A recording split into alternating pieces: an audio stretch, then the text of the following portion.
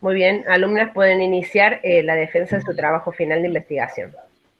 Bueno, hola a todos, mi nombre es Luisina Galviati y el de mis compañeras Luciana Torres y Agostina Díaz. A continuación vamos a presentar nuestro trabajo final de investigación para obtener el título de licenciadas en fonoaudiología. El mismo se titula Relación entre la actividad del sistema eferente medial y la discriminación del habla en ruido en estudiantes de la Universidad Nacional de Córdoba y la Universidad Tecnológica Nacional, Facultad Regional de Córdoba, en 2019 y 2020. Fue dirigido por la licenciada Ana Luz Maggi. Durante la presentación, los contenidos que iremos viendo serán la introducción para definir variables y presentar antecedentes principales, el objetivo general y los objetivos específicos, la hipótesis, el diseño metodológico, resultados y discusión, y por último, conclusión y comentarios. A continuación vamos a presentar la variable sistema eferente medial, la cual se define como la perteneciente a la vía auditiva eferente que desempeña un papel inhibitorio sobre las células ciliadas externas, principalmente en la cóclea contralateral, ya que el 70% es inervado al oído contrario. Debido a este papel inhibitorio que tiene el sistema eferente medial sobre la periferia auditiva, han planteado diversas hipótesis sobre sus funciones. Una de ellas es la regulación del rango dinámico de la cóclea, otra función sería la protección del sistema auditivo ante estímulos de alta intensidad, otra posible función es la atención selectiva o control de la sensibilidad de la cóclea, y por último, la función rol antienmascarante, que va a ser en la cual vamos a centrar nuestra investigación. Esta función especula que en situaciones en que el sujeto debe comprender una señal en un entorno ruidoso, el sistema eferente medial actuaría como antienmascarante debido a su capacidad de inhibir la electromotilidad de las células ciliadas externas. Por otro lado, tenemos lo que es la evaluación del sistema eferente medial, que es a través de la supresión contralateral de las autoemisiones acústicas, obteniéndose como resultado el efecto supresor. Otra variable a estudiar fue la discriminación de habla en ruido, que se le define como la capacidad de distinguir y comprender los sonidos del habla en presencia de ruido competitivo. La discriminación de habla en ruido es una tarea compleja, la cual incluye varios aspectos. Uno de ellos, el físico-acústico, que incluye lo que son los sonidos del habla y el ruido competitivo. Otro aspecto es el sensorial, relacionado con las vías auditivas aferentes. El aspecto lingüístico se relaciona con la capacidad de discriminar el habla en ruido, considerando lo que es el desarrollo del lenguaje de cada uno de los sujetos. Y por último, el aspecto cognitivo, que se vale de procesos superiores, como lo son la memoria de trabajo y la atención.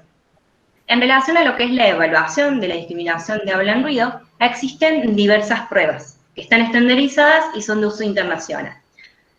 Estas metodologías varían de un estudio a otro y en general lo que se hace para examinar es, se emite, ya sea por un dispositivo, palabras o frases, primero en un ambiente silente y luego con ruido competitivo. Retomando la función del rol antienmascarante, se han encontrado diversos antecedentes, los cuales, algunos de ellos, demuestran esta función del rol y encuentran una correlación positiva, y otros de ellos encuentran una correlación inversa. Algunos de los autores que encuentran una correlación positiva sugieren que la actividad del SEM estaría sujeta a la relación señal-ruido que se utilice y al tipo de estímulo verbal que se aplique. Mientras que aquellos autores que encuentran una correlación inversa sugieren que la actividad del SEM estaría sujeta a la relación señal-ruido y que en la discriminación de habla en ruido influirían factores como son la atención y la experiencia. Entonces, a partir de lo mencionado con anterioridad, se plantea el objetivo general de describir la actividad del sistema eferente medial y su relación con la discriminación de habla en ruido en estudiantes de la UNC y la UTN, Facultad Regional de Córdoba, en 2019 y 2020. Los objetivos específicos de la presente investigación son los que se plasman en la filmina y se irán nombrando a medida que se van exponiendo los resultados. Entonces, nos planteamos la hipótesis de que aquellos sujetos que presenten mayor activación del sistema eferente medial tenderán a presentar una mejor discriminación del habla en ruido. Previo a iniciar con el diseño metodológico, comentamos que la investigación se enmarcó dentro de un proyecto de la Secretaría de Ciencia y Tecnología de la Universidad Nacional de Córdoba llamado Discriminación del habla, Sistema eferente medial y percepción del desempeño auditivo en jóvenes. A su vez, contó con la aprobación del Comité Institucional de Ética de las Investigaciones en Salud del Hospital Nacional de Clínicas. Y la investigación se llevó a cabo en el Centro de Investigación y Transferencia en Acústica, CINTRA, unidad ejecutora en UTN y CONICET. Dicho esto, el tipo de estudio de la investigación es descriptivo, correlacional y transversal. La población estuvo conformada por estudiantes pertenecientes a la UNC y a la UTN, Facultad Regional de Córdoba. El muestreo se realizó por conveniencia de manera no aleatoria, quedando conformada la muestra por 33 sujetos. Se tuvieron en cuenta criterios de inclusión y de exclusión. Los criterios de inclusión fueron ser estudiantes entre 18 y 32 años de las universidades ya mencionadas, firmar el consentimiento informado y tener un reposo auditivo de 8 horas previas al momento de la evaluación. Los criterios de exclusión fueron presentar alteración de oído externo o medio en uno o ambos oídos y no cumplir con los criterios de presencia de las autoemisiones transitorias, que fueron un nivel de reproductibilidad igual o mayor al 70% y una relación señal-ruido igual o mayor a 6 decibeles SPL en por lo menos 3 de las 5 frecuencias estudiadas. En referencia a la operacionalización de las variables, que definiremos las principales, por un lado el sistema eferente medial, que fue estudiado empíricamente mediante la diferencia entre la amplitud de la onda que resulta de las autoemisiones acústicas transitorias con estimulación acústica contralateral y sin estimulación contralateral. Se consiguió presencia de efecto supresor cuando la diferencia era mayor a 0 decibeles y ausencia de efecto supresor cuando la diferencia era menor o igual a 0 decibeles. Para la variable teórica, discriminación del habla en ruido, se plantearon 3 variables intermedias: discriminación de palabras visibles con ruido, discriminación de oraciones de un grupo entonativo con ruido y discriminación de consonantes en contexto vocálico con ruido. Fueron estudiadas empíricamente a través del porcentaje de aciertos que obtuvieron los sujetos al repetir los estímulos verbales enviados con ruido competitivo. Las técnicas e instrumentos que se utilizaron para la recolección de datos fueron las siguientes. Se aplicó el cuestionario de estado auditivo, que constó de 10 preguntas para conocer posibles antecedentes audiológicos. Se observó el conducto auditivo externo con un otoscopio para ver la presencia de serum, de cuerpo extraño, la presencia del cono luminoso y la coloración de la membrana timpánica. También se estudiaron los umbrales audiométricos con la audiometría en rango convencional mediante tonos puros. Se realizaron las autoemisiones acústicas transitorias con un estímulo clic con 260 presentaciones en modo no lineal y la intensidad era 80 decibeles SPL. Las frecuencias estudiadas fueron 1000, 1500, 2000, 3000 y 4000 Hz.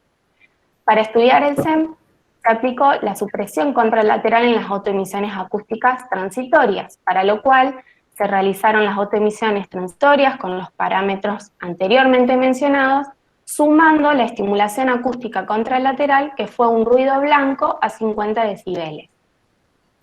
Y por último, se realizó la evaluación de discriminación del habla, para lo cual se usó el corpus de la batería BEPA, diseñada por Aronson y sus colaboradores en el año 2006.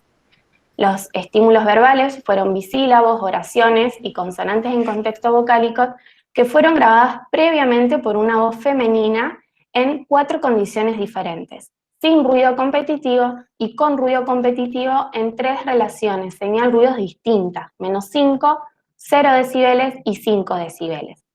El ruido que se aplicó no fue ruido blanco como lo plantea la batería originalmente, sino que se aplicó un ruido con un espectro similar al del habla llamado Speech Spectrum Noise. La estimulación se realizó de manera binaural diótica, los estímulos verbales se aplicaban a 60 decibeles y el ruido variaba su intensidad, y en cada condición los sujetos recibieron una lista diferente seleccionada mediante el muestreo aleatorio sistemático para evitar que las memoricen. Ya para finalizar con el diseño metodológico, en referencia a los métodos estadísticos comentamos que el registro de datos se realizó con la aplicación Excel. Para el análisis estadístico se utilizó el software InfoStat versión 2020 y las variables fueron expresadas en tablas y gráficos de punto. Para observar si existieron diferencias estadísticamente significativas, se aplicaron los tests Shapiro-Wilks, el test T y el test Wilcoxon. Para el análisis se consideró un nivel de significación de un p-valor menor a 0,05. Comenzaremos con la exposición de los resultados junto con la discusión. Por cuestiones de tiempo diremos los resultados más relevantes. El primer objetivo fue describir la muestra según la edad, el sexo y los antecedentes audiológicos. La muestra quedó conformada por 33 sujetos, de los cuales el 64% fueron mujeres y el 36% restante fueron hombres. Sus edades estaban comprendidas entre 20 y 30 años y la edad media fue de 23,97 años. La desviación estándar fue de 2,36. Respecto a los antecedentes audiológicos recolectados del cuestionario de estado auditivo, obtuvimos los siguientes datos. El 79% estaba expuesto a ruidos molestos, el 12% tiene entrenamiento musical, el 42% presentaba antecedentes otológicos, el 45% presentaba antecedentes familiares auditivos y más de la mitad, el 52%, tiene acúfenos. En cuanto a los umbrales auditivos, observamos que están todos dentro de los parámetros normales y sus valores eran entre menos 3 decibeles y 6 decibeles en ambos oídos. Otro objetivo fue describir la amplitud de las autoemisiones acústicas transitorias. En el gráfico se observa lo que es la amplitud de la curva de las autoemisiones acústicas transitorias de ambos oídos, donde se registró que la amplitud del oído derecho fue mayor que la amplitud del oído izquierdo. Esto coincide con lo expuesto por Ari Ben Roth y otros en el año 2016, Todwell Yilmaz y otros en el año 2013, y Garini y otros en el año 2011. Estos autores sugieren que esta asimetría entre ambos oídos puede contribuir a lo que es la lateralidad cerebral y la especialización del hemisferio izquierdo para lo que es el procesamiento del lenguaje. En cuanto al objetivo de analizar la actividad del sistema eferente medial mediante la aplicación de supresión contralateral de autoemisiones acústicas transitorias, los resultados se plasman en gráficos y tablas. Con respecto a los gráficos, se observa la amplitud del efecto supresor por oído por frecuencia. En el oído derecho se visualiza que hubo presencia de efecto supresor en todas las frecuencias. El valor máximo promedio se obtuvo en la frecuencia 4000 y el valor mínimo promedio en la 1000. En lo que respecta al oído izquierdo, se visualiza que hubo presencia de efecto supresor en todas las frecuencias, menos en la 3000 y en la 4000. El valor máximo promedio se obtuvo en la 1000 y el valor mínimo en la 4000, ya que es un valor negativo. Entre los oídos por frecuencia, en el análisis por frecuencia, no se encontraron diferencias estadísticamente significativas.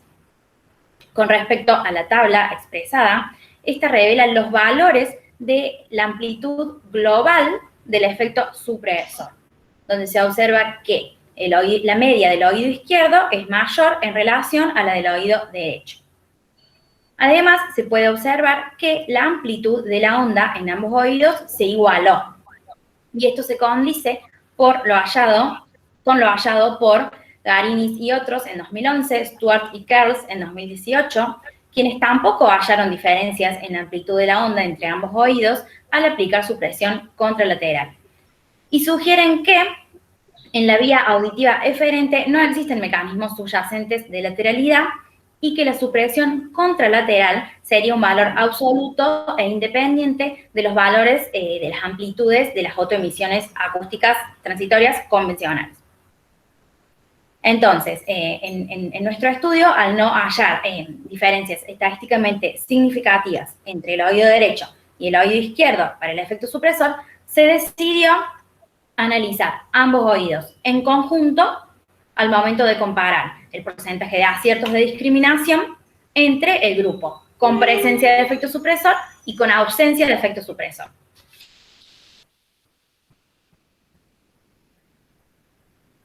Otro objetivo fue analizar la discriminación de estímulos con y sin ruido competitivo.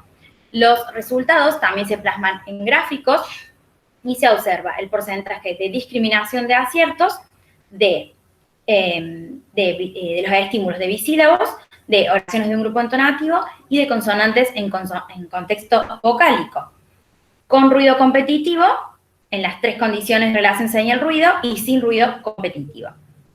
En el estímulo bisílabos se observa que en la condición más desfavorable, menos 5 decibeles, se obtiene el menor porcentaje de aciertos, un 17%, mientras que en la condición más favorable, 5 decibeles, se obtuvo el 95% de aciertos.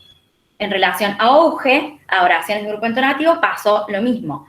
En la condición menos 5, el porcentaje de aciertos fue 70%, y en la condición 5, 99%. Lo mismo ocurrió en las consonantes, donde en menos 5 se obtuvo el 55% y en 5 decibeles el 96%. Entonces, se puede decir que a mayor relación señal-ruido, mayores fueron los aciertos de los sujetos, es decir, el ruido competitivo era menor.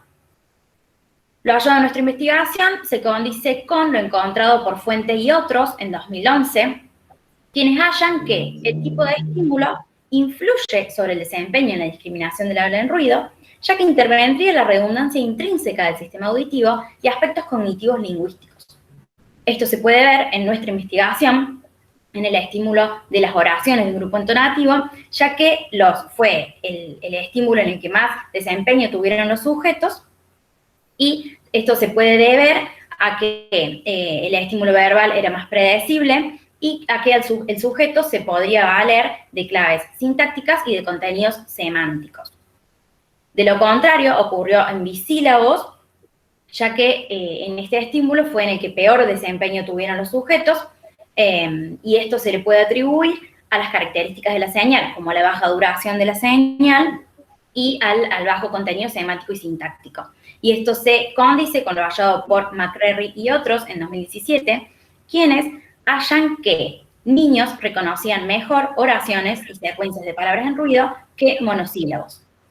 Además, otra investigación encontrada fue la de Assman y Summerfield en 2004 y la de Marrero allá en 2014, quienes hallan que a menor relación señal-ruido, peor fue el desempeño en la discriminación del habla en ruido. Y lo mismo ocurrió en nuestra investigación. Otro objetivo a mencionar es la discriminación de los estímulos con y sin ruido competitivo en relación a la presencia o ausencia de efecto supresor global. Aquí vamos a mencionar las variables que fuimos presentando durante la presentación.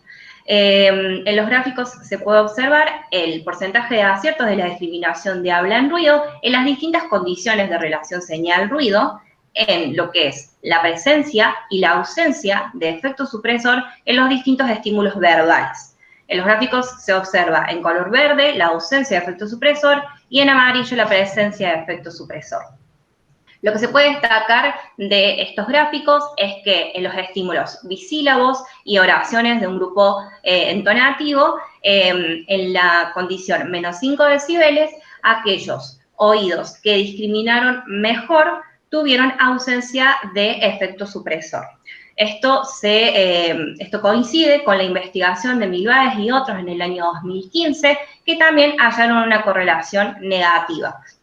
Al analizar la discriminación de habla en ruido, observaron que mayor era la discriminación de habla en ruido, la actividad del SEM era más débil.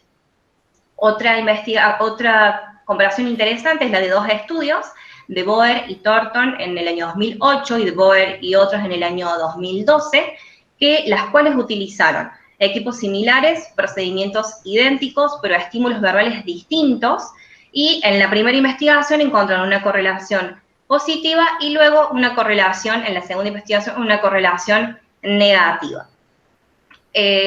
En cuanto a lo que es las consonantes en contexto vocálico, ya sea en presencia o ausencia de efecto supresor, los valores fueron similares. Pero al realizar un análisis de las consonantes en contexto vocálico, del efecto supresor por frecuencia, se observó que en la frecuencia 1000 y 4000 Hz, aquellos oídos que discriminaron mejor en todas las condiciones señal-ruido, obtuvieron presencia de efecto supresor. Similar ocurrió en la frecuencia 1500 y 3000 Hz, en las condiciones señal-ruido 0 y 5 decibeles, que aquellos oídos que discriminaron mejor tuvieron presencia de efecto supresor. Existe una investigación que coincide justamente con el mismo análisis, es un análisis por frecuencia, donde Togosh Yilmaz y otros en el año 2013 hallaron que sujetos que tenían presencia de efecto supresor obtuvieron mejores resultados en la discriminación de habla en ruido en las frecuencias 1000, 1500, 3000 y 4000 Hz. Esto nos hace pensar que el sistema aferente medial comienza a actuar en situaciones adversas ante señales menos predecibles, como son las consonantes en contexto vocálico, ya que tienen un contenido lingüístico menor, ya sea semántico o sintáctico, y todos estos resultados mencionados nos sugieren de que el sistema deferente medial actúa de manera no lineal para lo que es el procesamiento de habla en ruido ante distintas frecuencias, como lo expone Kim y otros en el año 2006. Concluimos que los resultados hallados reflejarían parcialmente el rol antiinmigrante del sistema eferente medial ante la discriminación del habla en ruido, porque en las consonantes en contexto vocálicos encontramos que los oídos que tuvieron presencia de efecto supresor fueron los que discriminaron mejor, pero en bisílabos y en oraciones discriminaron mejor quienes tuvieron ausencia de efecto supresor, por lo cual el SEM tendría una activación de manera no lineal ante los distintos estímulos. Esta falta de consistencia en los resultados de nuestra investigación y también en la bibliografía recolectada nos lleva a reflexionar que influirían diversos aspectos. Uno de ellos sería la metodología que se utiliza en las distintas investigaciones, la cual es muy variada. Otro aspecto que podría influir sería la relación señal-ruido en la que está inmerso el sujeto, ya que varios autores proponen que el SEM se activaría en relaciones señal-ruidos más desfavorables. Y otro aspecto podría ser el tipo de estímulo verbal que se utiliza en relación a las características físico-acústicas y al contenido semántico. Hay estímulos verbales que requieren de un nivel de atención selectiva o dividida mayor, y en estímulos verbales con contenido semántico, los sujetos podrían valerse de sus conocimientos lingüísticos y de la redundancia de la lengua para discriminar.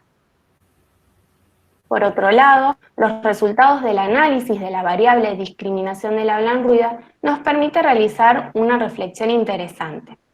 Evidenciamos que en los sujetos normoyentes, tanto el nivel de relación señal-ruido como el tipo de estímulo influye en la discriminación del habla en ruido.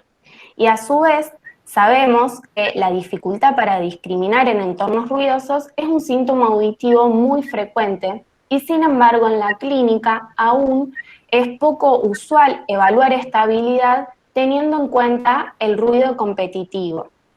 Por lo tanto, consideramos que avanzar sobre los conocimientos de la discriminación del habla en ruido, estudiando la participación del SEM en ella y considerando los aspectos que podrían influir, podría favorecer a la detección temprana de diagnósticos y a los equipamientos auditivos para lograr una buena adaptación de los individuos al medio social. Con respecto a las limitaciones y proyecciones de nuestra investigación, la limitación fue que la muestra fue reducida debido a la situación de pandemia de público conocimiento que nos impidió continuar con el trabajo de campo. Con respecto a las proyecciones, nos parece pertinente que se indague la relación entre las variables utilizando otros parámetros de evaluación del sistema eferente medial. Además, también nos parece pertinente que se consideren los diferentes aspectos que influyen en la discriminación del habla en ruido y también podría ser que se consideren las variables del cuestionario auditivo, como puede ser aquellos sujetos que con y sin acúfenos, y también podría ser la influencia del entrenamiento musical, ya que estas variables podrían intervenir en la relación entre la discriminación del habla en ruido y la activación del sistema eferente medial.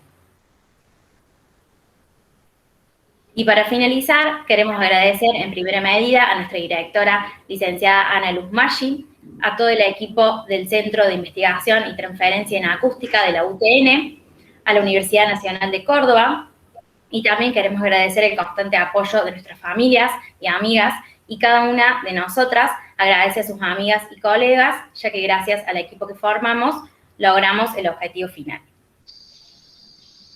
A todos, muchas gracias.